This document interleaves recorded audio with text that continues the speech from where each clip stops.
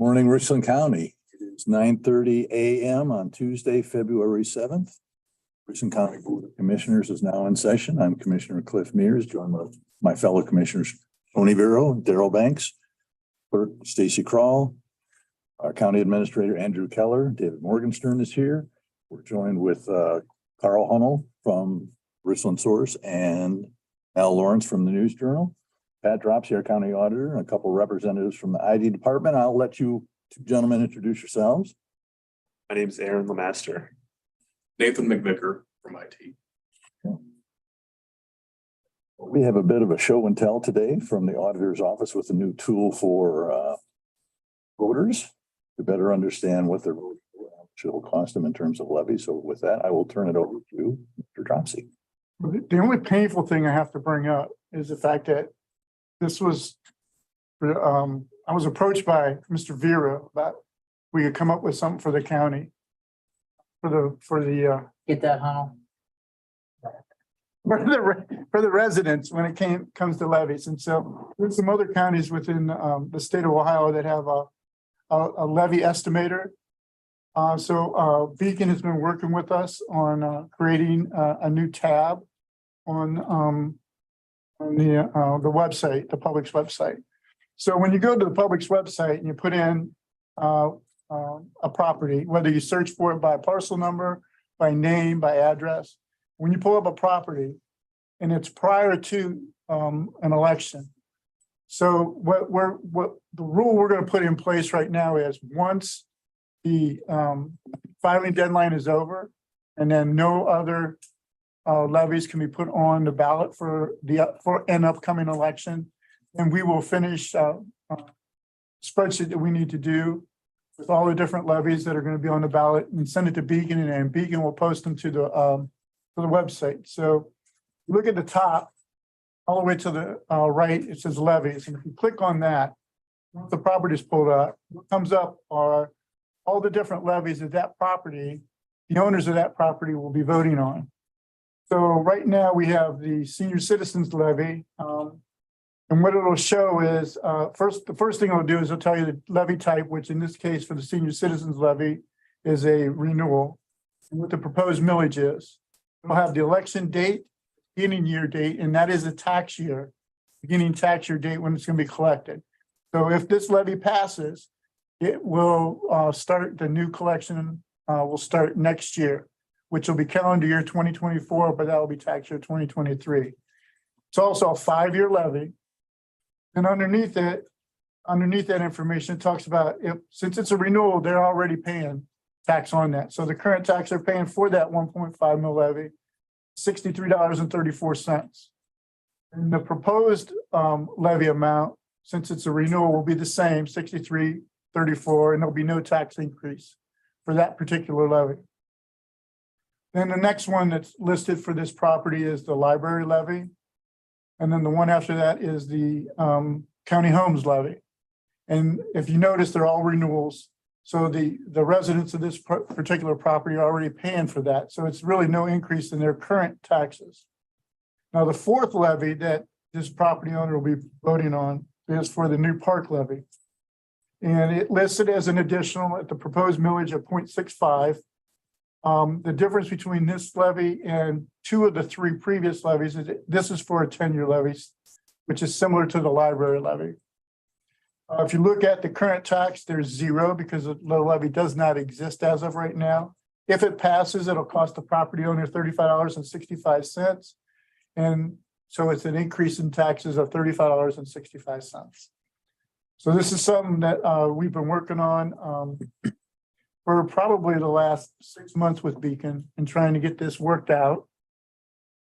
And we're hoping that the public will appreciate it and use it, take advantage of it, along with anybody else that would like to take advantage of it. But one of the things we're going to do is we're not going to put it on until the filing deadline has come and passed. And then that way we can do a one-shot spreadsheet to Beacon. And actually, they had this up and running like within an hour after I sent the spreadsheet to them. So that was last week, and we really haven't said anything to anybody until we were able to make a presentation to you guys. You guys have any questions or? You explain, Mr. Dropsy, somebody were to pull up an example, for example, in this one, where the smaller millage is actually costing more. Oh, okay. So the county home, if you look at the county home, that is a 0.8 mil levy. And current tax but we'll look at the proposed tax. It's $33.05. And then right below it is the park levy, and it's less in millage, which is 0.65. But the amount that's going to cost the taxpayer is more, which is $35.65. And if you remember back in Governor Kasich's first term, the first budget that was presented by the legislature, it included a provision that any additional levies or new levies that were voted on would not, the state would not reimburse the subdivisions for 10% and 2.5% rollback. 10% homestead, 2.5% rollback. No, 10% rollback, 2.5% homestead. So any new levies since that time, which is back in 2011, do not get those tax credits. That's the reason why a levy in the state of Ohio that has less millage, it's a new levy, and you compare it to a current levy,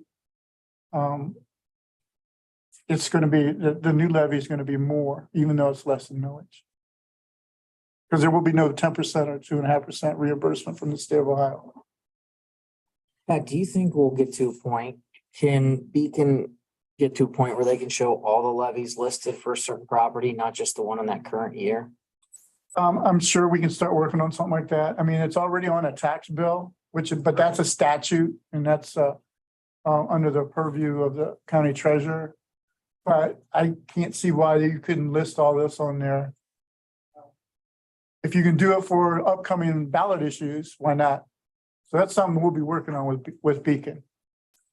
We should probably point out that payroll tax levies will not appear here. No, that's true. Mansfield Safety Forces like. Right. Here. That's an income tax levy. So this is just strictly real estate levies, and it's tied to the property that you're looking at, whichever property you pull up. So this came about, I know we have several renewals on the ballot and the new levy. So I was trying to go through and do calculations and go through and all listing all our levies.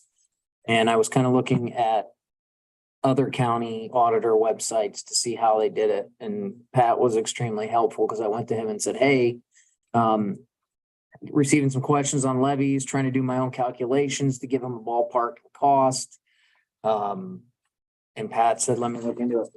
That was great. So that's sort of how this came about. He switched pretty quick. Thank you, Aaron Lemaster. You're welcome, Tony. And we actually had a text message or an email, I'm sorry, from an official saying this is great and thank you. So it told me to give Pat credit for making that happen real quick. Actually, Amy's the one that did most of the work. Then we'll give Amy. All I did was the spreadsheet. You got everything hooked up. So yeah, I think I think maybe if we can show all the levies and the listings, and I'll update my spreadsheet as well. I was playing around with some random addresses and I saw that Madison, for example, has 6 levies. Will show up for It certain. depends whether or not you're in Mifflin. Yeah, right. And Belleville has 5. Jefferson Township Road levy. Come on. A lot of levies this time around. That former tax and spend mayor there. Been gone from 6 years. So. You still cleaning it up, huh? So thank you, Pat. No problem. A great tool to inform voters. Yeah, I'm hoping people will appreciate it and use it. So if my math is right, the Parks levy would cost about 10 cents a day. It's the annual amount. Well, divided by 365 days. Yeah, geez, yeah. Under, So yeah, I should have mentioned that, but yeah, it's under 10 cents. I look at this and I think this tool will actually favor levies because I think people, if they really don't know, they tend to overinflate what the cost will be. Yeah, well, based on a lot of conversations you have with the news media, and one of the things that they like to put out when it comes to the levy is what it would cost a homeowner of $100,000 house. That's usually the question that I always get asked and I answer for upcoming levies. Well, this is more succinct and more driven towards the specific property that you're looking at. So it's gonna give them it's gonna give property owners a better idea and a better understanding of exactly what a levy is gonna cost them. Good tool. Carl, any questions? Yeah, any cost to have this done, Pat, or is this something? It costs us just over $2,000 on a one-time shot. And then it's just part of the county's normal service contract with Beacon.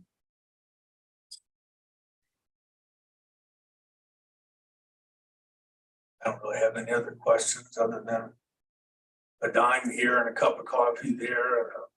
So did I say dimes that up? Thanks. Adding all that stuff up and I'm in the poorhouse. Yeah, yeah. Yeah. I don't know, looking at the house, it doesn't look like you're in the poorhouse. Ain't paid for you. Al, do you have anything about this? No, I don't. Thank you. Appreciate the time. Thank you very much. Thanks. Thank you, Aaron. Thank you, Pat. You're welcome, Tony. And Amy.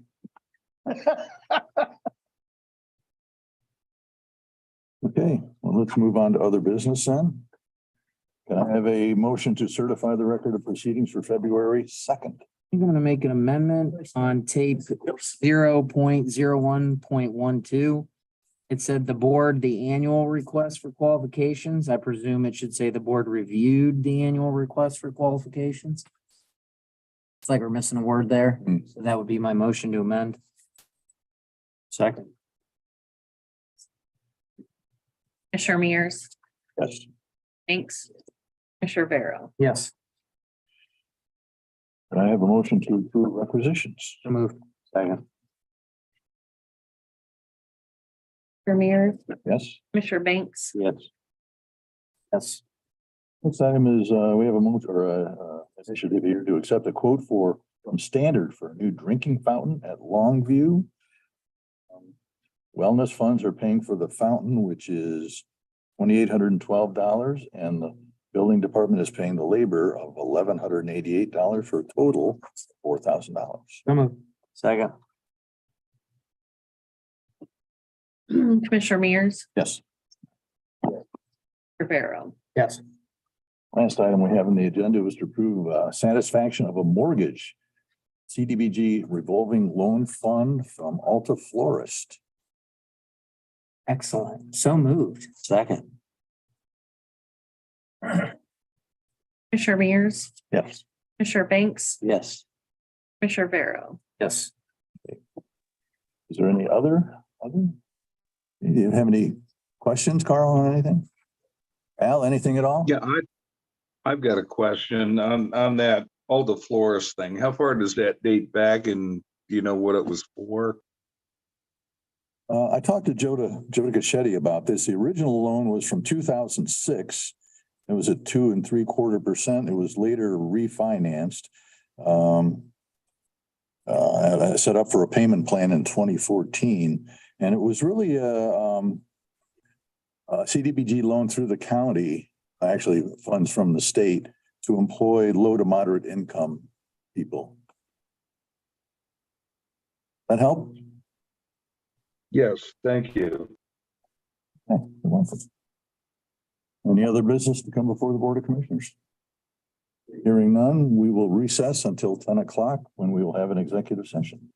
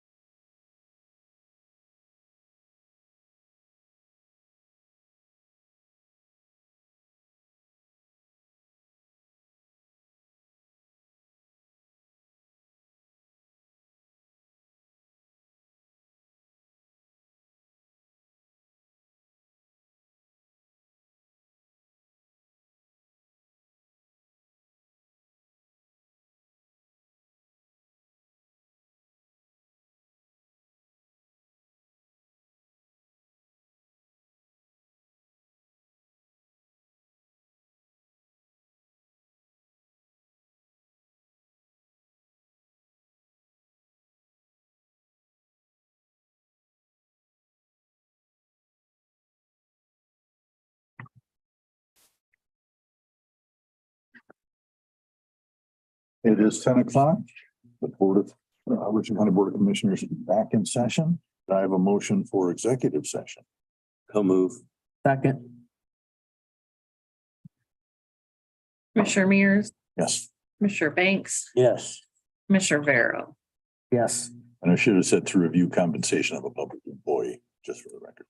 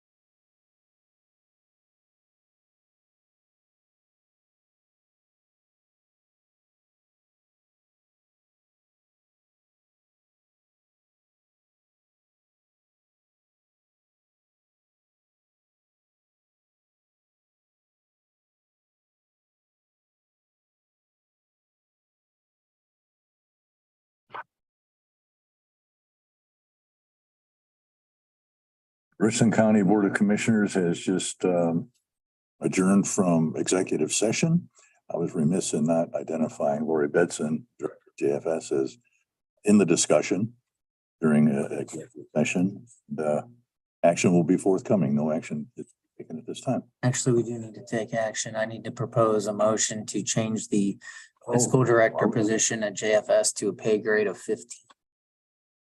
Second. You're changing it to a From a 13 to a 15.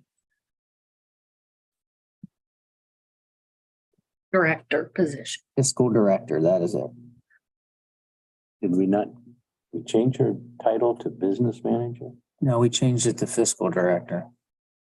Business administrator. It was business administrator / fiscal director, and we just changed it to fiscal. Okay, director. because looking at the old director analysis, and I was going to ask that question. I don't see fiscal director. The previous title was business administrator. Okay, Commissioner Mears, yes.